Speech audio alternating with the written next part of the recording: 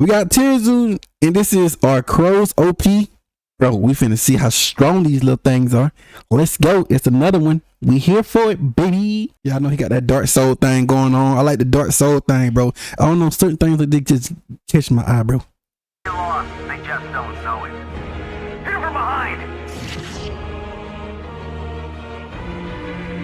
Stop looking at me. Attack! That was a backstab. That was a backstab from going on Dark Soul. The backstab, y'all see with the crow leg is they felt that, but they felt that, but they ain't want the smoke though. Save it for the enemy. We've lost control of the command post. It did strategy though. That's a smart strategy. It did. Primates are notorious for their incredibly broken intelligence stat, which grants them access to incredible advanced techniques such as tool use, coordinated team strategies, and even bartering and trade. But primates are not the only faction in the game with a high intelligence stat. Cetacean, cephalopod, and bird mains also commonly opt not to spec into powerful damage dealing abilities, and instead invest into leveling up their brain power skill tree. While this does seem like a risky choice, leaving the player more vulnerable in direct 1v1 combat, in actuality this often results in a much less risky playthrough, as the player's intelligence opens up more options for them to progress that don't require winning in combat. Woo! That's a dummy right there, boy. This is especially true of the bird faction, as their ability to fly already allows them to quickly escape most unfavorable combat encounters. Today, we're going to discuss one of the two main intelligence-centered bird builds, the faction that contains crows, ravens, and magpies, the Corvid. I said the intelligentness. They got that intelligentness. They use strategy over everything, the intelligentness. This video is going to focus mostly on crows as an example. See, hey, when they do that, I think they be getting, is this them getting exercise? I think this is them getting exercise, or it's like what's on their wings. It's something. I see them do it all the time. I'm like, bro, why do they do this? I think they do this because they get like exercise, they working on their wings. It's something, bro. It gotta be, it's something, bro. It's something. Cause I see they do it all the time. Like, bro, why they do this? They be doing this all the time. But generally, what I say in this video should apply to most Corvids. First, let's discuss their stats, as well as the abilities and strategies that exemplify them. We'll begin with their stealth stat, which Corvids aren't particularly excellent in. The most popular Corvid skins are either Jet Black or Piebald, neither of which grant the user that strong of a stealth bonus. In fact, in snowy areas, Jet Black feathers are actually one of the least effective choices when trying to remain hidden. A dark appearance is most effective as camouflage at night, but crows and other Corvids are not nocturnal builds, so they aren't really gaining this benefit from it. Now, granted, stealth typically isn't all that important for birds, given how agile and vigilant they are. Plenty of other high-tier avian builds, like for example parrots, are arguably some of the least stealthy birds in the game, and they do just fine. You could even argue that Corvids are even less stealthy than their black feathers initially appear, as their iridescence actually makes them even easier to see for certain other players, typically other birds. Ultimately, I think it's safe to say stealth is not an important part of their game plan, at least nowhere near as important as it is for ambush predator builds, like the owl. The main predators a crow needs to worry about are raptors, and because of the raptor's keen eyesight ability, it's unlikely having a higher stealth stat would make much of a difference. Oh, bro, I be seeing them like that. They be attacking them on those small birds too. I be like, God, dog, hey, them small birds, they better be goddamn moving, cause these right here, bro, they be attacking them, bro. Anyway. The crow's defense and constitution stats are fairly average for a bird, which is to say not great. Birds have hollow bones, and their feathers offer fairly little in terms of defense. Feathers do absorb some blunt force damage, but when it comes to slashing and piercing damage, it's nearly useless. And because of their hollow bones, which make them more vulnerable to blunt force damage, the benefit there kind of cancels out as well. Dang. Snakes, cats, raccoons, raptors, and dogs all have a high chance of taking a crow out in one hit, so they cannot let their guard down when interacting with any damage dealer builds. Given that their playstyle necessitates taking some risk, pro players definitely wish they had more room for error. Thankfully, their next stat makes it pretty easy to avoid damage. The crow's mobility is a little above average for a mid-sized bird, which is to say, excellent. Birds in general are just extremely agile, both on the ground and in the air, making them extremely hard to land an attack on if they see you coming.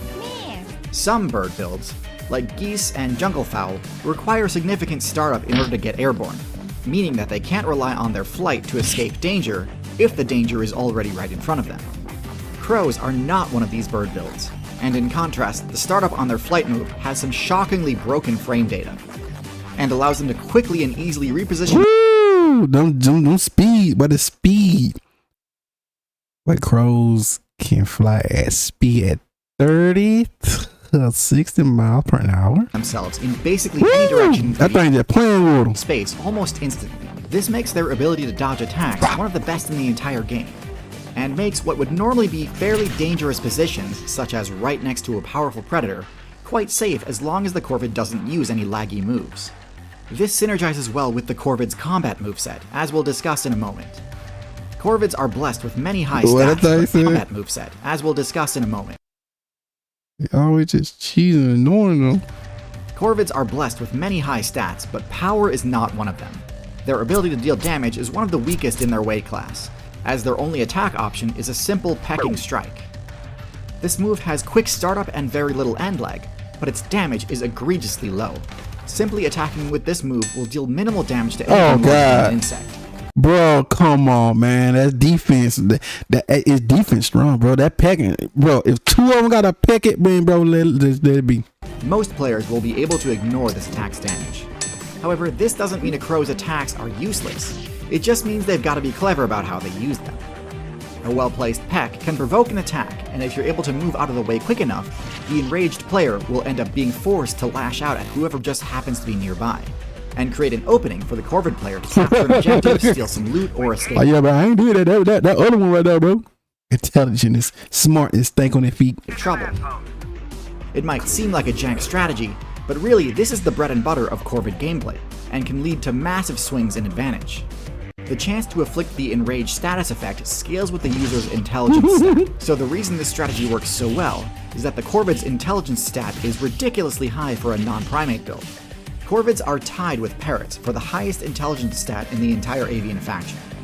And in addition to enabling the goading strike moveset, having high intelligence grants Corvids access to a lot of other powerful techniques too, including the ability to use tools.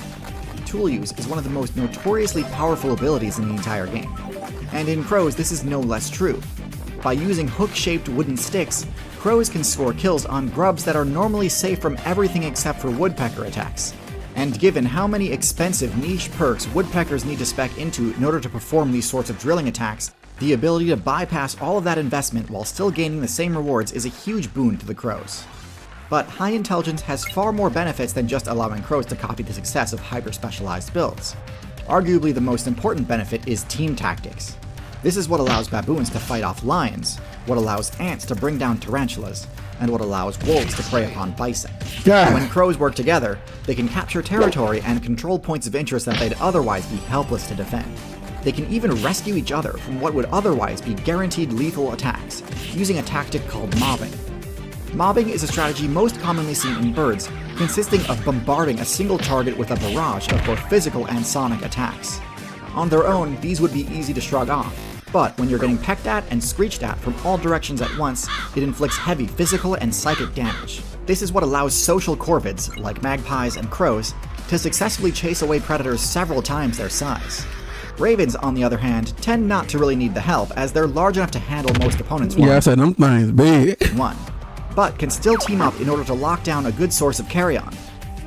Alternatively, they may even ally themselves with wolf players, leading them to a carcass and letting them do the work fighting off their competition before sharing in the rewards. Anyway, that's a basic overview of the Corvid build. Now let's talk about their matchups. The Corvid matchup chart is heavily dependent on how effective their goading strike and mobbing techniques are against a given target. Luckily, because of how high the Corvid's intelligence stat is, the list of targets Goading Strike works against is quite long. It is best against builds with lower intelligence stats. Things like vultures, things like reptiles, and things like rodents. What's more, this technique even works on one of the Corvid's two primary threats, feline builds.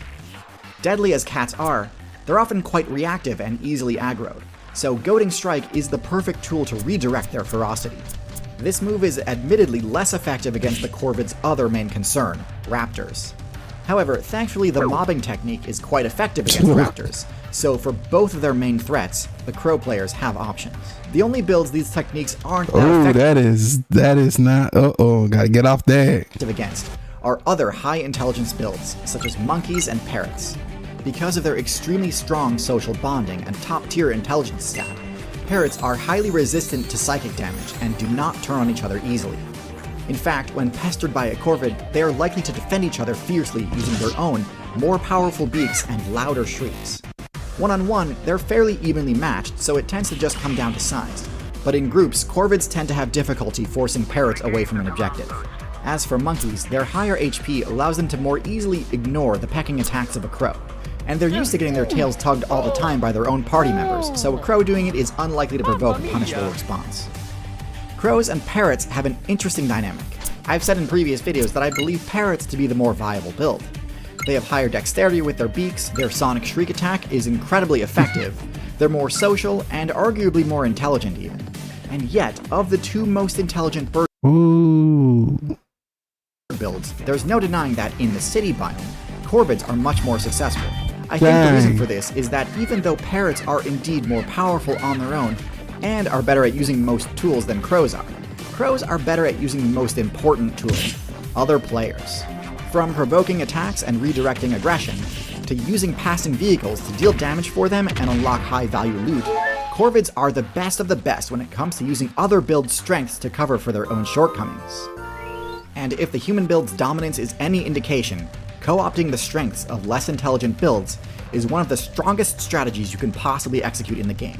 And it's for this reason that corvids sit proudly in S tier.